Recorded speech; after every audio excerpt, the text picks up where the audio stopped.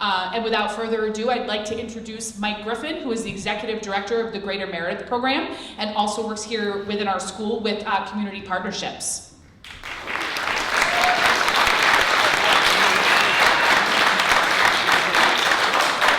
I wasn't expecting that. It's not about me, but thank you.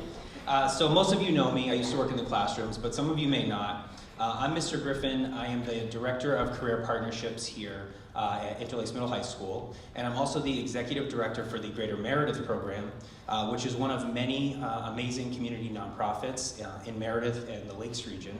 And so I'm really excited that we can have a guest speaker here today. Some of you, I have about 20 students right now who are actively working or seeking internships.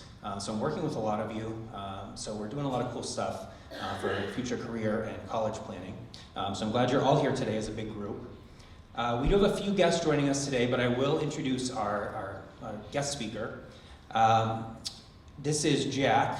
I met Jack, first of all, he drove all the way up here this morning from Boston, so we appreciate him coming up to Meredith to join us today. I met Jack at an event in Manchester, which will now be called the Sunshine Week event, which supports a great nonprofit out of Newport, New Hampshire called the Newport Sunshine Initiative. And we spoke on separate panels during the day. We talked about community infrastructure, economic vitality, and the need for volunteerism in New Hampshire communities from all generations. So there's work to be done all over the place. But when Jack spoke about some of the cool things that he is doing, some of his passions and initiatives, I knew that I wanted him to come and speak to the Interlakes community. And he does a lot of work in southern New Hampshire, but we are the first Lakes region community to get on board with his initiatives. So let me introduce him a little bit. Jack was raised in New Hampshire. He grew up in Derry. He attended Pinkerton Academy. He is an accomplished serial, S-E-R-I-A-L, entrepreneur and technology executive with a passion for helping young people live happier and maximize lives. Professionally, Jack is inspired most when he is actively helping to solve complex world problems and doing meaningful work in his community. He is a 2022 graduate from Hall College at the University of New Hampshire. And so now we can give our attention to Jack.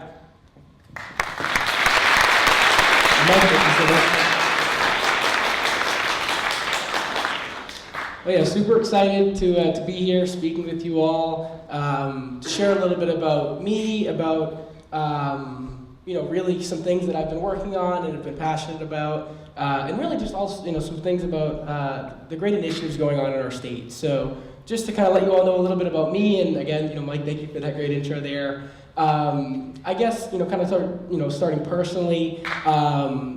For a long time, I've played competitive basketball, and really grew up. I played at Pinkerton, played on the club team at UNH. So a couple of my buddies there, you can see the picture. And so basketball is a huge passion of mine. Also really into surfing. So not a ton of surfing up here in Meredith, I know, but that's a big passion of mine. Skiing is huge, water and snow skiing. Really enjoy that as well. And I love house music, so anyone who likes EDM and house music, I'm your guy for that. So, also, as Mike mentioned, I'm a graduate this past spring at Paul College at UNH, so I'll definitely try to plug UNH and get as many of you there as possible, because I had a great time and highly recommend it. I work in technology is probably the easiest way to kind of explain what I do, and I'm going to speak a little further about kind of how I found it and why I've been so passionate about technology specifically. But the first thing I do is I'm a founder and executive director at an organization named Project Happy, and so I'll speak a little bit more about Project Happy later in the presentation. I also I help lead operations and product at an organization here in New Hampshire named SportsVisio, which is a technology startup that builds, it's called computer vision. So essentially, you can use 2 iPhone cameras, set them up at different hoops in basketball, and actually, using this technology called computer vision, can get full statistics and highlights automatically generated for that game. So how many points did you have? How many rebounds did you have? So For the Interlakes, high school basketball team, right? We can actually get these real statistics for that game just by using technology. So that's my day job. I also am the Department of Education's designee on a group named Volunteer New Hampshire, which is basically the central organization for, all things community involvement and volunteering here in the state. And some other things I've done, I've been the Chief Development Officer at an organization called Study, which builds a diversity hiring marketplace, so help companies hire Black and Hispanic engineers. And I've done some kind of venture scouting work with Amazon or Amazon Web Services specifically. So that's a little bit about me personally and professionally. And then I got some pictures of some friends and stuff on that side too. And just to kind of give an overview of why I'm here, right?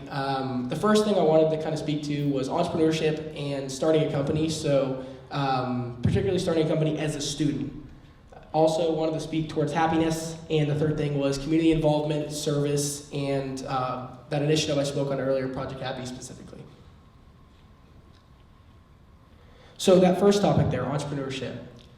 I wanted to kind of give a little bit of a background of how I started in entrepreneurship, and like how I went from not knowing how to start a company to starting one and having it, be successful.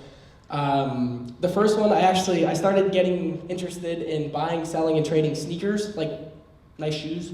And I know it's not as big of a thing now, but when I was in high school, it was huge. Like everyone was, because sneakerheads, right? Some of you probably heard that term. So I would, drive with friends to Boston. I would, join all these different Facebook groups, and really just buy, sell, and trade high-end, Jordans and Nikes and whatnot. And that passion eventually came to a point where it was almost a small business of sorts.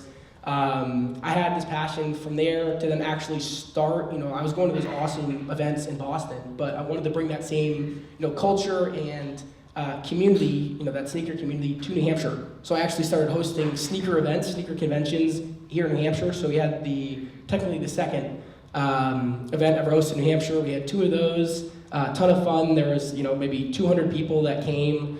From all over. Someone came from New York to come to this thing I started at 14 years old, so it was kind of a crazy thing. And then all these different tables, and it was a ton of fun, met a ton of really cool people through it. So I started that, and then around my junior year, and again I went to Pinkerton, I understood how to host events now because I'd done it through that, through the Sneakerhead Heaven. And so I said, all right, well, let's take those same skills and apply it to a new problem. So I saw, all right, there's all these young people or young businesses in the community that aren't doing a good job connecting with each other. Like they can solve each other's problems, but they're not talking to each other. So we hosted this community event named the New Hampshire Small Business Fest, where instead of having people with tables for sneakers, right, they had it for businesses. And so anything from a lawyer to an accountant to a restaurant in town, right? We brought like the whole community together to just set up booths and really kind of share with the community what they do. And that was a ton of fun and went really, really well. We had about 50 different businesses join us for that. And what was really, really cool about that for me is like I actually saw these organizations' businesses improve because of people they met at an event that I hosted. And that feeling of like actually helping someone's business was amazing. And just helping them personally, right? Like there's people who are friends to this day because they met at that event. So that was pretty cool. And then from there, I ended up meeting these businesses. So I had the idea to kind of start to run their social media. And again, I'm 17, right, at this time, so I'm 22 now. But and so then I had this idea like, okay, let's start running their social media because I already had these connections. I saw they had this new need. So then we shifted to that. So after hosting these business festivals, they already knew who I was, and they already kind of knew that we did good work. So built a small team and then started a marketing agency basically, helping them run their social media. And from there, it expanded out to branding and advertising and other things. And that really got going by the time I was a senior. And eventually, we had this one big client that was a large commercial real estate company. So it was pretty cool to kind of that's the flow of my entrepreneurship, if you will. And then that brought me to college where I, really got passionate about technology startups and something called venture capital, which, anyone watch Shark Tank? Good on hands, right? So basically taking minority investments in companies. So that's what venture capital is. So that's kind of where my passions have shifted since high school. But that's where I started. So why entrepreneurship, right? Like, why is that something that was passionate about me, and that I was passionate about, and why you all might be passionate about it? The real kind of core of it is I just wanted to solve hard problems, and I wanted to meaningfully help people at scale. So I wanted to help a bunch of people, and I really just wanted to build cool things. So that's really what intrigued me most about entrepreneurship. I think something that's really kept me engaged and excited is some of the smartest people in the world are starting companies.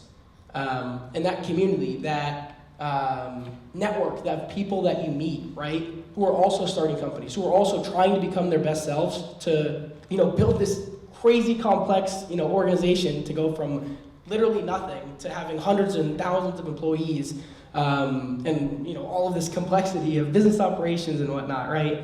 So yeah, really cool people are in startups that I've found, and it's been a community that I've really enjoyed getting to meet people with, and people of all ages, right? People who've built and sold companies. So, my boss for my day job, he already, built and sold a company, and so now I get to learn from him through the job that I'm working in now. So another thing is the speed that startups and entrepreneurship can bring. So you always hear about these scrappy young companies that are able to just accelerate things, right? Like they're able to take on the big guy and win because they're able to move so much quicker. And so that speed that bigger corporations may not be able to do is something that I've really loved too.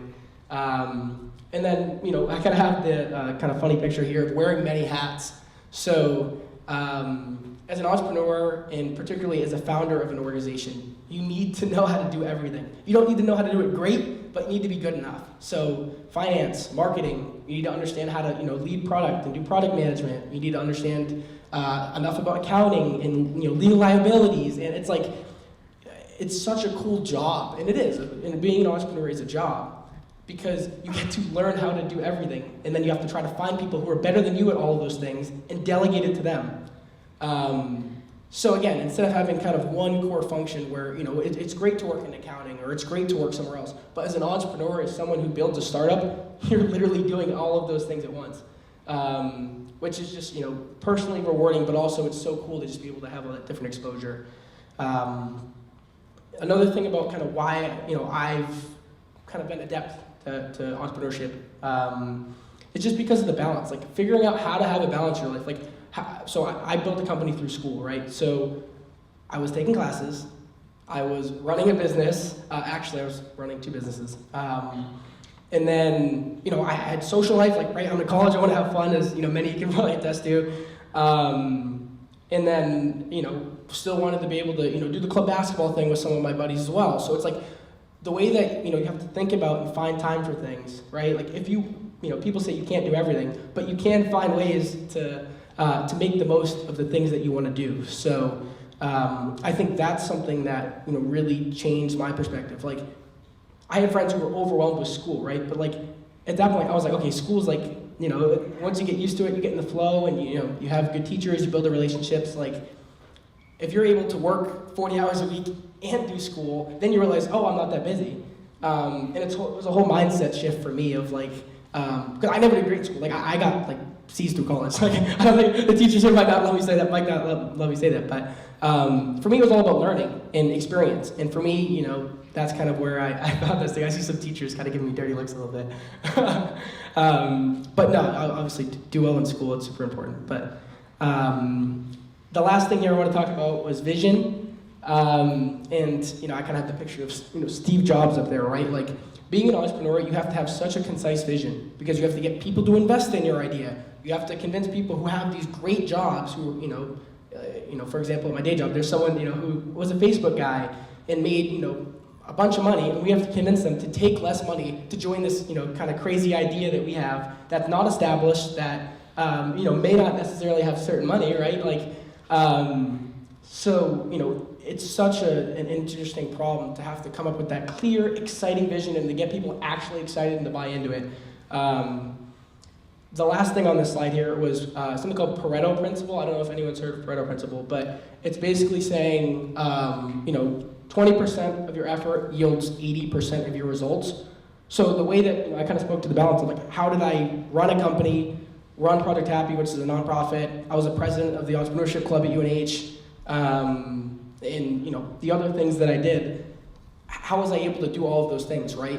And it's because I firmly understood what yielded the most effort. So if I was able to put just 20% of the effort forward to get 80% of the results, I focused entirely, and this is how I got through college academically, I focused entirely on the things that were going to yield that 20%. So what are those big concepts? What are the the other kind of mental models that I can build to really help become more effective? So that's a quick little overview of Pareto principle there. And then just to quickly speak through kind of my personal entrepreneurial purpose and passion. So at the highest level, what really drives everything I do is to try to maximize positive impact.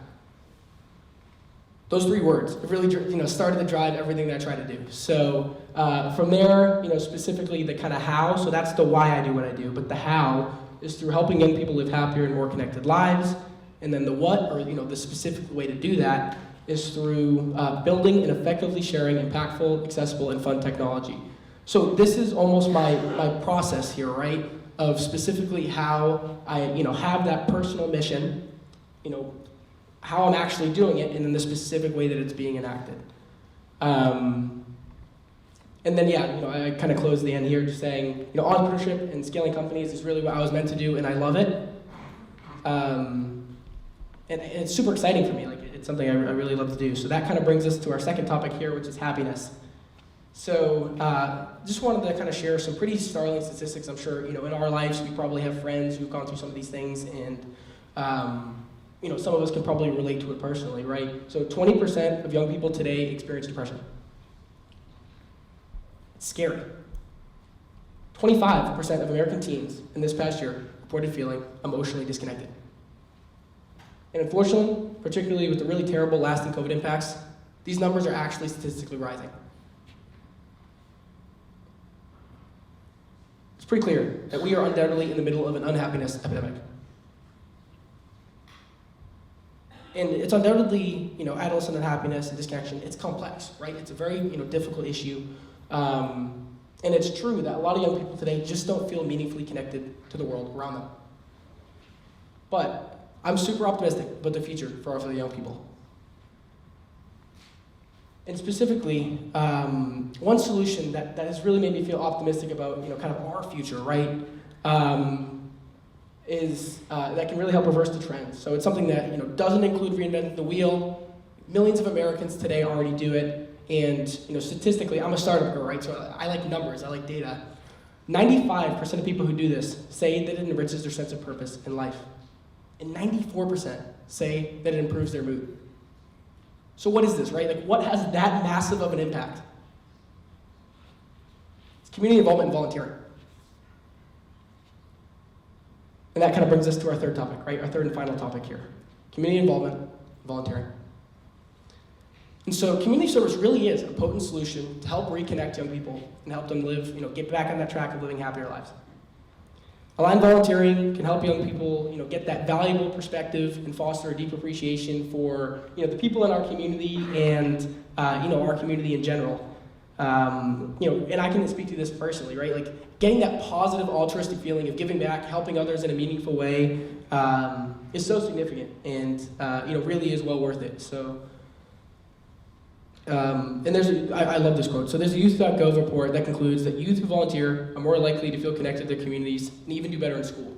So it really does have this wholesome effect on, on our lives. And those of us, here who volunteer frequently, I'm sure you can all, kind of share the value that that is probably, offered to your life as well. And then something, that's a little more tangible that I really love to share is the career experience that you can get through volunteering. So, there's about 7,000 nonprofits here in New Hampshire, and many of them are frequently understaffed.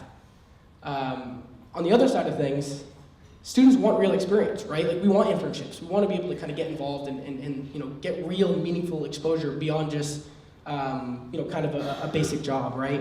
So, volunteering can offer, really powerful, career-relevant skills. It can be a huge resume boost, and it can also lead to job referrals.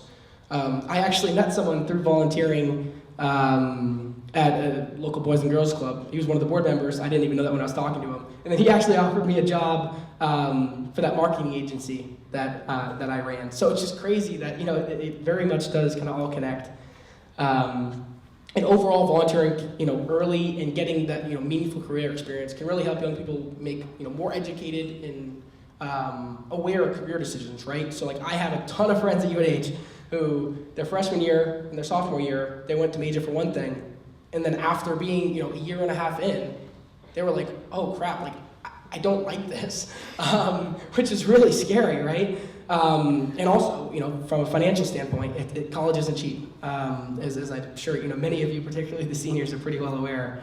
So, volunteering and getting that early career experience can really be huge for helping, with that, major that you choose in college as well.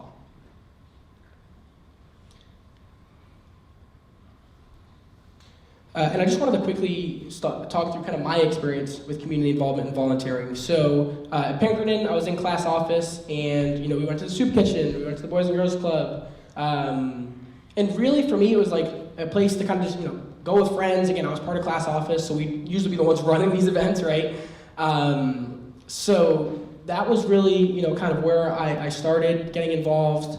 From there, at UNH is where I really started to kind of find, like, where can I align my passions and volunteering. So, I enjoyed volunteering, it was great to go with friends, but now when I got to college, I was like, okay, I can actually, like, do something I love while volunteering at the same time and kind of helping others and spread that same kind of, positivity and excitement that, that I have. So for me, that path was through, largely entrepreneurship. So I was the president of the Entrepreneurship Club at UNH for a year and a half. Really loved it. It was a ton of fun. We put on all these events. We bring in really high-level speakers to just share. Like the way that I learn best is by hearing from someone who's done it and peppering them with questions, right? So this kind of gave us a place to do that. And also a ton of my friends that joined the club ended up getting really cool jobs from it and internships too. So. Also helped, I was a judge for a couple different startup competitions that gave away money to startups that won. So that was kind of my volunteering through UNH. Again, I mentioned that I'm on the board of directors for Volunteerism New Hampshire.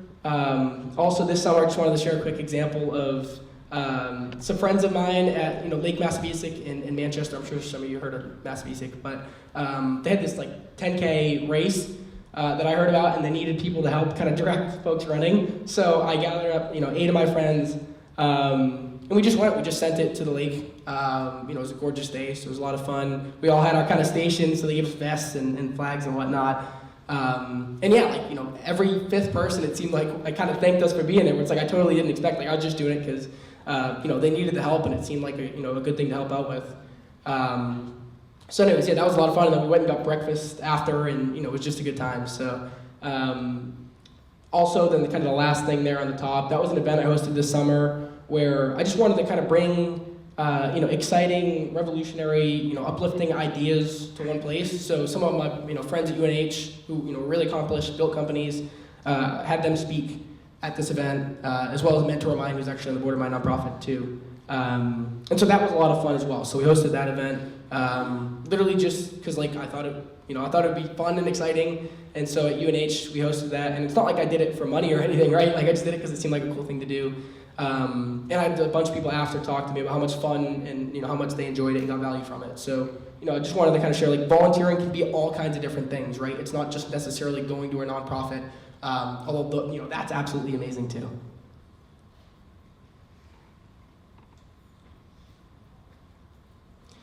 And yeah, just kind of wanted to close and circle back on speaking about those statistics about volunteering, right? So we've seen statistically how powerful community involvement and volunteering can be. But the issue is that less than a quarter of teens today volunteer. So, it's empirical. It shows how strong getting involved, and like I said, those of us who do volunteer probably can attest to it. I certainly can. But not enough young people are getting involved in volunteering, and so I really was passionate about this, and I surveyed a couple hundred students. I spoke with principals, I spoke with psychologists, I spoke with neuroscientists. I really wanted to understand why are young people not volunteering, because it's clearly so impactful. And so, kind of coming from my technology background, having this passion, we actually decided to do something about it. And so we started Project Happy, which is a technology platform that basically simplifies and improves the student community involvement and volunteering process. It makes it easier to do good. And so just a quick look at what the platform actually looks like. So at the top, really easy and simple. You log in, with your email address. You enter your local zip code, so you enter Meredith's zip code, the number of miles you want to travel to volunteer, and then you search. And then from there, local opportunities pop up. You can filter, so say you're really passionate about nature, or you're really passionate about food insecurity, or whatever your cause is. You can filter by that, and then you can actually see local opportunities near you, pick ones you're interested in, and sign up for them on the spot. So that whole process of having to call people and try to find opportunities, it's like this platform, really simple, really easy, brings all of those opportunities together to just make it easier to find something you actually want to do and enjoy. And then also it kind of aligns with what you're passionate about. So that's a little bit about Project Happy. And again, we built this. So when we started Project Happy, I did not know a lot about how to build technology whatsoever. And so we just figured it out. I had some friends who I know had kind of built stuff in the past, and I just talked to them. I think one of the questions I might get later is about what are some failures I've had or something like that, and I think I'll kind of speak to my first go around with Project Happy on that question if I get it. So that's a little bit about the platform here, and then just wanted to speak to the impact. So again, it makes it far easier to volunteer because we're bringing a wide diversity of opportunities all to one place. Far quicker to volunteer because literally, and I did this personally. I'm sure some of you have done it. You have to try to call all of these places, and it's not fun that, when someone says, you get through the process, you pick a time to sign up, and they're like, oh, you're a student? Sorry, we don't take student volunteers. I know that pain personally. Anyways, makes it a lot easier. Also, our platform automatically tracks and verifies all of these hours. So, you don't have to do the pen and paper tracking anymore because it's all automatically done for you through this platform. And then also, that career experience lens is absolutely huge. So if you're a student who's really passionate about, using your hands and building things right, you could volunteer with Habitat for Humanity. And then, through doing that, you build these really great career skills. And who knows, maybe now that you have these skills, you get matched with a local, building company or whatever that role is, right? So it's we're trying to build that full cycle of volunteering and just overall to help young people live happier lives. So. That's there. Just some examples of some cool opportunities. So First Robotics, you can help host robotics competitions with the McCullough Space Center down in Concord. They're actually looking for tour guides, so if you're passionate about space, you're on your Elon vibes, you can give space tours. The national, basically it's called the Natural and Cultural Resources, but essentially it's like state parks. So if you're passionate about nature, you want to get into state parks. There's a ton of opportunities on there for that as well. So these are just some different examples that we're trying to think about how to get involved in your community with volunteering. And then that's me. Super open to any questions if anyone happened to have any. We have a couple other sessions we're going to do after this as well, but feel free to shoot.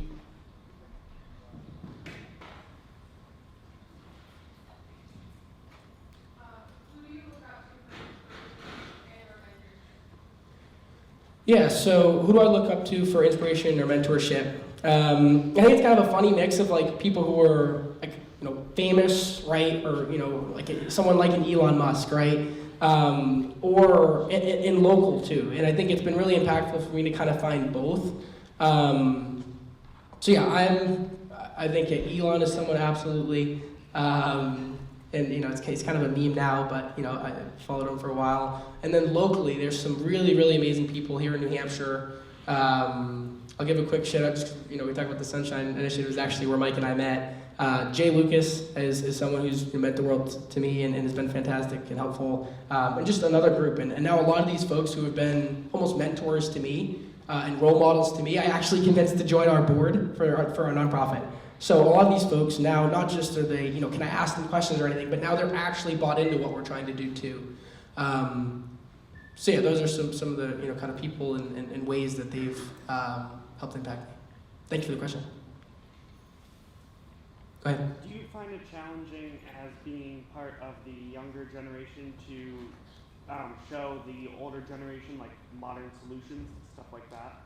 Yeah, 100%. Yeah, and I think the biggest way to kind of overcome, older people's hesitations to new things, right? New technology or something like that, is really through showing them that it works. So like if, for example, with Project Happy, right, we're building this new technology that hasn't been tried before, but we tested it at a couple schools. It showed the student volunteering goes up a ton because it's actually easier and more fun. And then and going through, kind of that process of proving it, right? I think that's the best way to do it, is to prove it. And then also it helps if you can get impactful people to endorse your idea. So the same way we talked about, kind of the mentorships and the mentors and getting those people involved, to get other people's support in the community, especially people that are a little older, but that you can convince of your, the merit of your idea and what you're building. That's the way that I found successfully to do it. Thanks for the question. Go ahead. What advice would you give to a student who may have a lot of interest but doesn't know what they want to do, or what degree, program, or profession they should enter after high school? I think the biggest thing you can do is just talk to people that are interested in you. And I know that can kind of be like a courage barrier, right? Because it is. It's hard to kind of take that step and to reach out. But if you have a teacher who you think has interesting experience or has done some interesting things, or if you just see someone, a local business owner, and you have some questions for him or her, I think that's really the best way to do it. And I found is just to talk to people, particularly people that you find interesting and have done some cool things. So that would be my response there. Go ahead. How has the Project Happy, how has failures led to, or I don't know if you had any, but how has that led to? Yeah, so a big thing about startups is they call it failing fast. So it's like in big companies, failure is bad, and startups, failure is I'm not gonna say good, but it's not a terrible thing because you can iterate quicker and learn from it. So yeah, 100%. There was all kinds of things we didn't originally know about the way that schools want to adopt technology, the way that nonprofits want to adopt technology, and only through, it's called customer discovery. So only through talking with these specific people that we're building the solution for and having those really deep questions, and then actually implementing it and then starting to see new hesitations you didn't quite think about. That's been the best way that we've kind of gone through that process, and embracing failures or shortcomings or happy accidents, Bob, whatever you call it, right? That's how we've kind of embraced that. And there has been certainly a lot of failures in building it, but the successes are a lot more valuable than the failures, for sure. What has been your favorite part about having your own nonprofit business? My favorite part about having my own business or nonprofit. I think a big thing, it is undoubtedly true. I like creating my own thing. I like trying things my own way, and I'd rather fail even if it's a little bit embarrassing or something. I'd rather have that happen than have to just do exactly what someone else tells me to do. And so running my own business, instead of someone telling me something, it's no, the market is telling me that I'm failing. So it's not one person saying it. It's no, literally, it's on me, right? And I think that kind of accountability that you have in running a business, if the business fails, it's not on, anyone else. It's not on your boss. It's directly on you. And I think that it's almost called radical accountability, right? It can be scary, 100%. And it's stressful, no doubt. But at the end of the day, if you can kind of buy into thinking that way, it's awesome, man. Good question. Other questions do you have?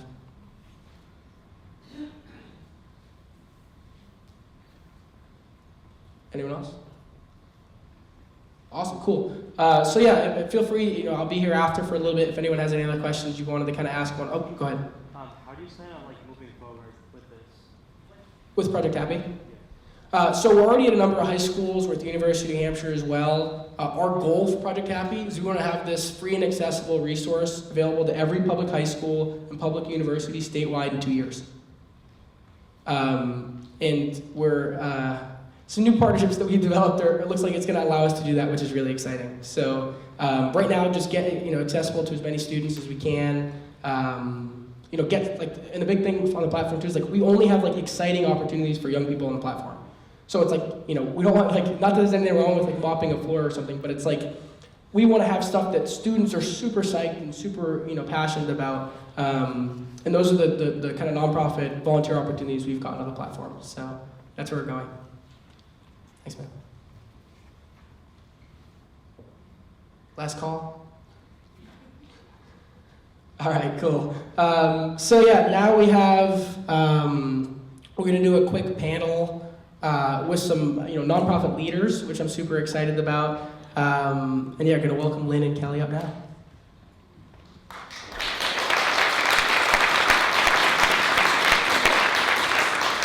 And Mike if Mike wants to join.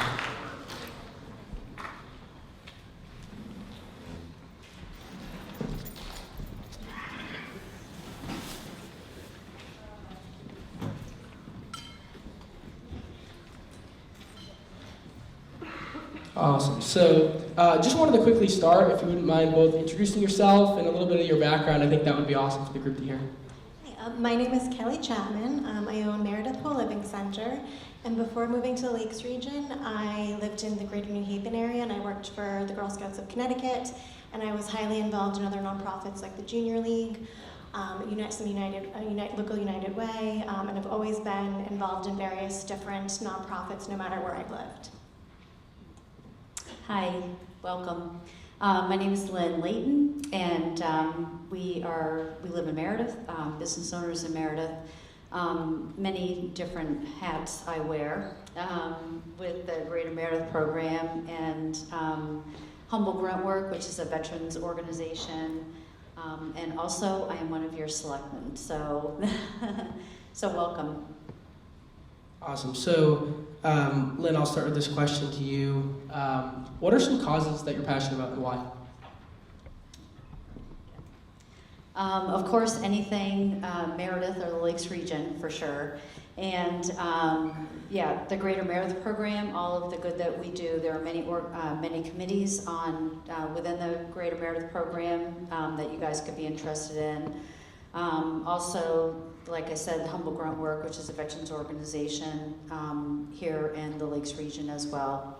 And also the other things that I am passionate about, David's House, which is like a Ronald McDonald House up in Hanover, the Children's Auction, New Beginnings, which is in Laconia. Anything that's child-related or elderly-related, I love. Thank you. Kelly? So for me, I would say my top two favorite causes are the environment and young people. So the environment is something going back till elementary school, that when as soon as I started getting allowance, I started making contributions to local conservancy funds and everything like that. And by 5th grade, my entire 5th grade class had signed a petition to save the whales. And so that continues to show up in how I run my business. We're very intentionally environmentally friendly. And on the other side, I'm extraordinarily passionate about anything that helps youth navigate through years that no matter how wonderful our families are and how many resources we have around us, there's no way around it. You can't get through life without experiencing some difficulties. And it's really important to me that I'm always somebody who is actively making sure that we have the resources and support in our communities for young people to navigate through, so that everybody can become the best version of themselves that they can be. And even though I'm not currently still working in terms of employment, working with young people, I have been serving on a board of the Look for the Good Project, which is a social emotional learning program with a national reach since 2015, and I continue to serve on that board. Nice, and to stay with you there, Kelly, could you talk to me a little bit about what really inspires you to give back? What's your why? So for me, my why is that I feel the most alive when I feel as though my life and my purpose are making an impact in the world around me. I know that, and again, these are universal feelings that we all have in terms of sometimes maybe feeling a little bit down or depressed, or or we might be going through challenges, with family or friends. But when we can tangibly look at the world around us and see that how we've chosen to show up has made an impact, I don't think there's any way around having increased confidence, increased self-esteem, and increased hope that if we keep going, that we can continue to make the world a better place around us. Awesome, thank you. And Lynn, I don't know if you had any feedback or any kind of input there on what inspires you to give back. I think maybe my why is just, I mean, it feels good. I mean, it is that simple. It feels great. You're working on making your community a better place to be. The people around you, the lives around you, everything is just, it's just so, the positivity of making someone smile. As you can see my smiley shirt. But it is just that great feeling of doing good. That's awesome, that's amazing. Yeah, we'd love to hear more about how community service, nonprofit work and giving back has made you feel happy. I know you spoke on that a little bit, but I don't know if you had anything else to kind of gain there about maybe there's a specific moment or something that you could think to. If not, no worries. But. So I think that one of the greatest moments was bringing for the Greater Meredith program, and I think bringing the community back together again, doing the street dances. That was a great moment. I think for all of us that we're working together to make that happen, and just seeing the joy and like our young people come back out and. Just be free, just be able to, be with their friends. And I know that COVID is, has been very, very trying, but just to bring some joy back into the community. And one question I had for Kelly was if you could talk to, speak to a little bit about, what skills has volunteering brought you to now your career in running your own business? So I would say that volunteer experiences are definitely the things that accelerated my confidence in skill building. One of the things I love the most about volunteer organizations, as you spoke about in terms of oftentimes they're short-staffed and it really is an all hands-on-deck experience, is that particularly when I was in my 20s and I began serving on the board of my local junior league, I was able to relatively early on in my career be able to lead groups of adults toward shared goals. We did a lot of fundraising, we did a lot of community work, and I would say the combination of, learning the skills to organize and create that impact not only increased my confidence, but it also gave me tangible examples of what I was capable of doing, which helped me to get promoted, more quickly within the organization. And particularly given the all hands on deck, and I would say the closest thing to being an entrepreneur is working in a nonprofit, because you really do have to be able to understand every single facet of the organization in order for it to work. And so I can honestly say the most challenging experiences I had during my nonprofit days were those same things that gave me the confidence and the skill set to just sort of, and the ability to take that risk and jump in and know I could figure it out, that I needed in order to take the plunge and become my own business owner. And could you talk to specifically partnerships? I know that was one thing that in our kind of conversation you spoke a little bit about. Like, how has your exposure in working with nonprofits helped you really kind of put the pieces together on how to build strategic partnerships? Yeah, so it really, working in nonprofit changed my entire perspective on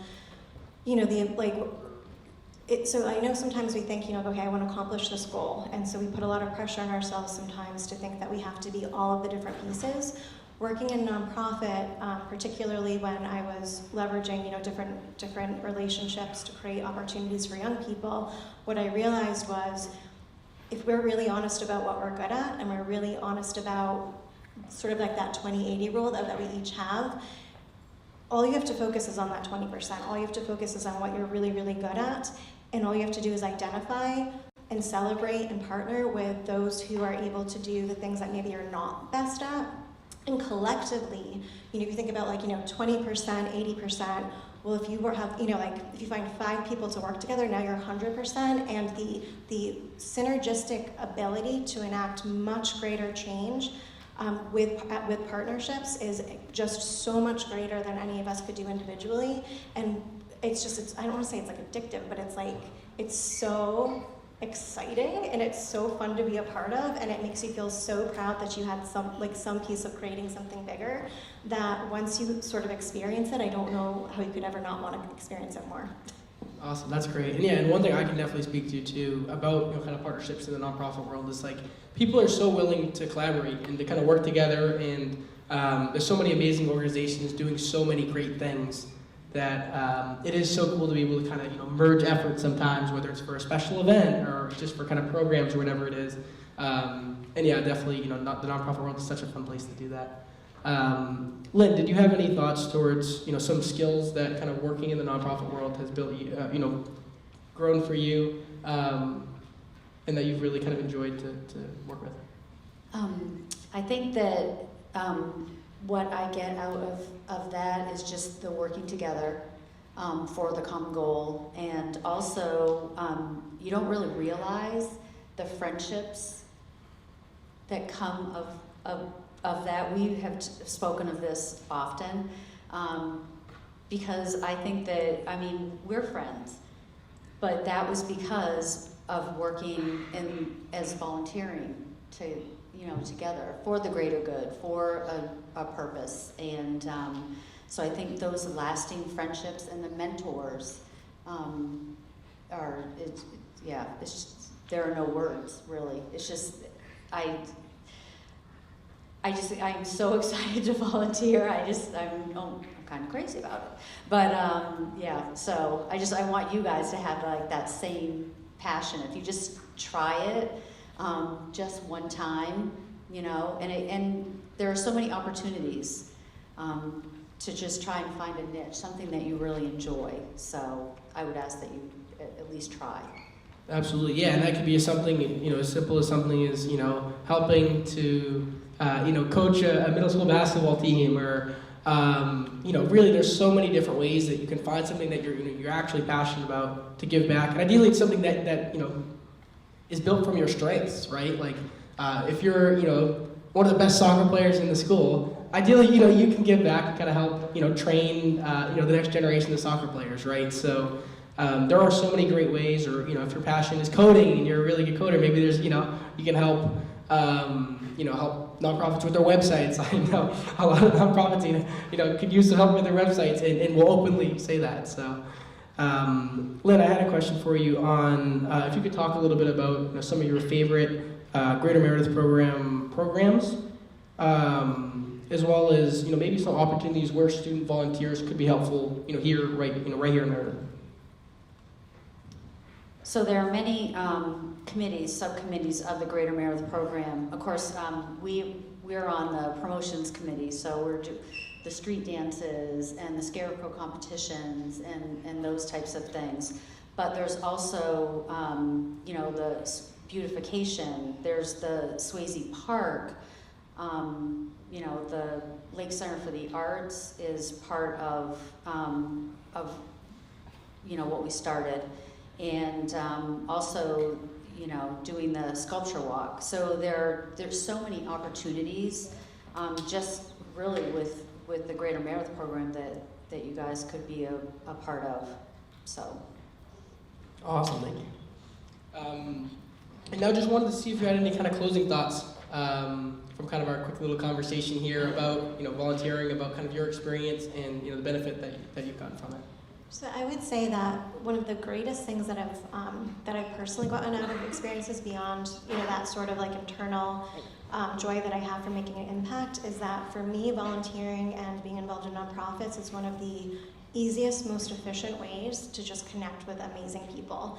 I certainly am settled down in the Lakes region now, but previously I've lived in the New Haven area, the Raleigh, North Carolina area, and the Boston area, and without fail, if I move to a new area and I want to feel grounded and I want to feel connected, connecting to a nonprofit that does something I'm passionate about is the easiest, best way to do that. I mean, you're immediately meeting people with shared interest, You're meeting people who have the type of heart that, you know, got them there in the first place. And there's something really beautiful about being immediately surrounded by people who not only see but appreciate what you're bringing to the table, because no matter what, if you're volunteering, you are being appreciated. So for me, that's one of my biggest sort of life hacks in terms of connecting to communities is, you know, you move to a new area and just find something you're passionate about and volunteer. And I think especially that's true for college, right? You know, there's all these amazing volunteer groups. I know I can speak to UNH, and I'm sure, you know, Plymouth and the other schools in our state have similar programs. But there really are so many ways in college, and I can tell you, you know, more from just kind of a life standpoint, one of the best things I did, probably the best thing I did at UNH was get involved in that Entrepreneurship club. And again, that was what my thing was, right? That was my focus.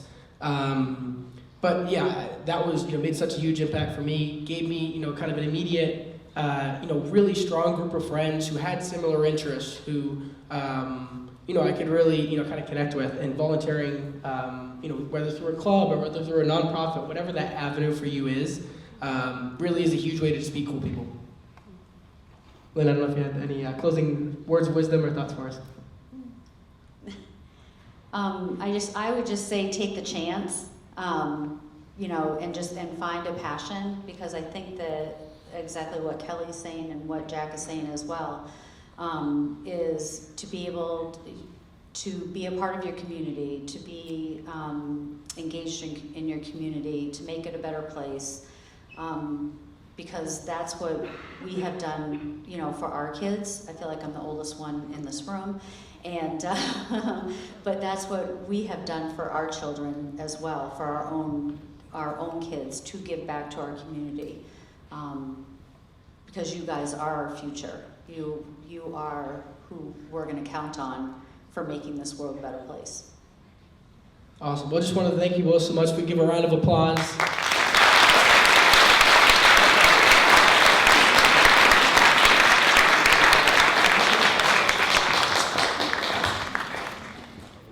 So you two are all set. Thank you so much. I'm just going to welcome our awesome principal up here now for the final segment.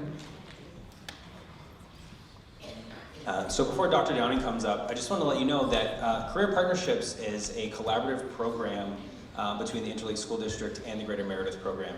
So if you are interested in career exploration, internships, job shadowing, volunteering, you would actively be taking part in some of the community initiatives offered here in Meredith. So that's always an option for you. So feel free to stop by and we can chat about some of those opportunities. As Lynn said, and Lynn is so humble, she's actually the president of the Greater Meredith program. So she's not just on the board, she's the lead lady.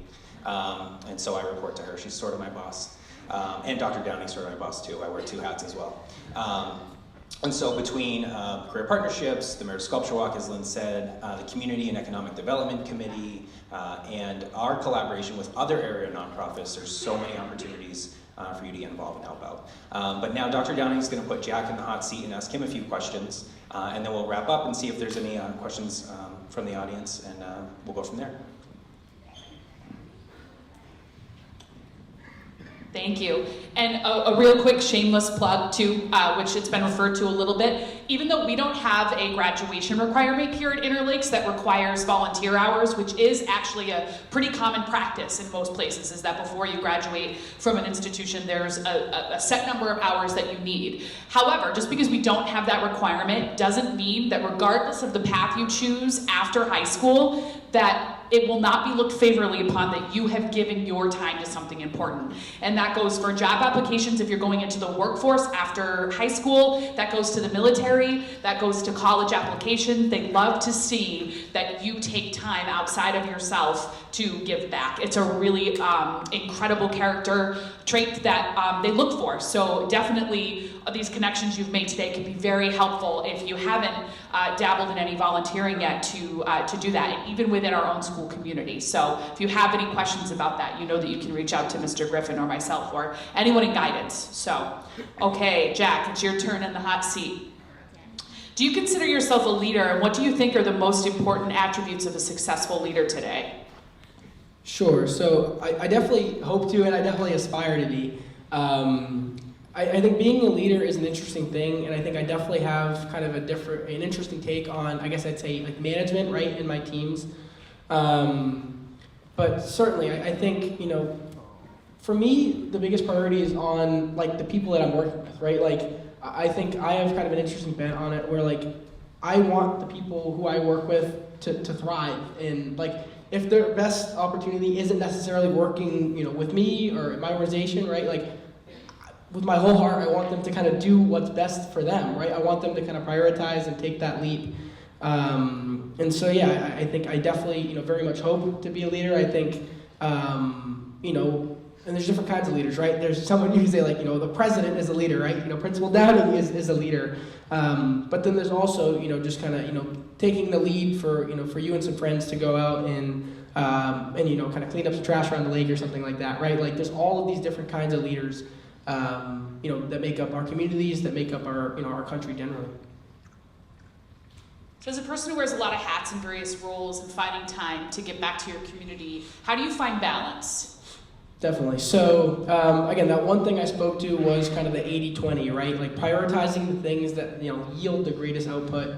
Another way too, and this is just the raw truth of it, I'm passionate about it, right? Like if you enjoy what you're doing, it makes everything so much easier. And if you really enjoy it and you enjoy the people you're doing it with, you're gonna find a way to make it work, 100%. And undoubtedly, there's a lot of kind of, you know, 3 a.m. work nights for me. There are a lot of weekends, but there's also, you know, a lot of fun trips and a lot, you know, all kinds of other kind of balancing things as well. So, you know, as long as you're willing to, you know, kind of prioritize the things you're passionate about and become effective in the way that you actually work to achieve them, I have no doubt that you can, you know, kind of figure out anything you want to figure out and you know, find your way.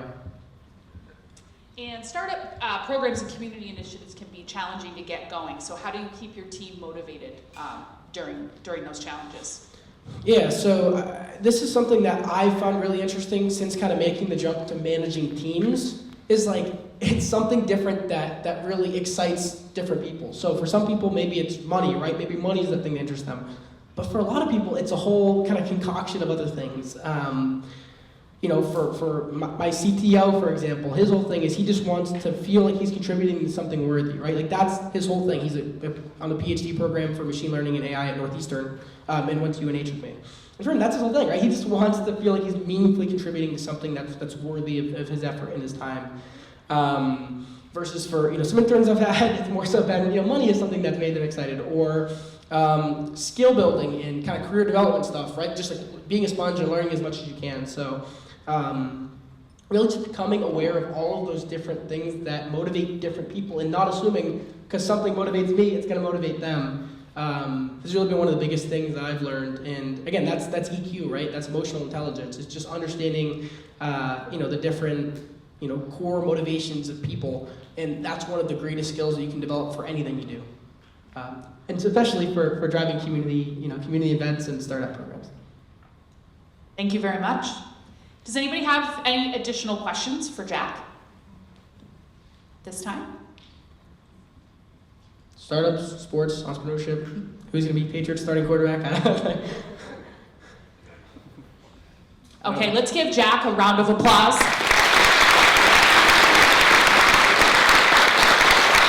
Thank you for taking the time to be here today. We really appreciate it.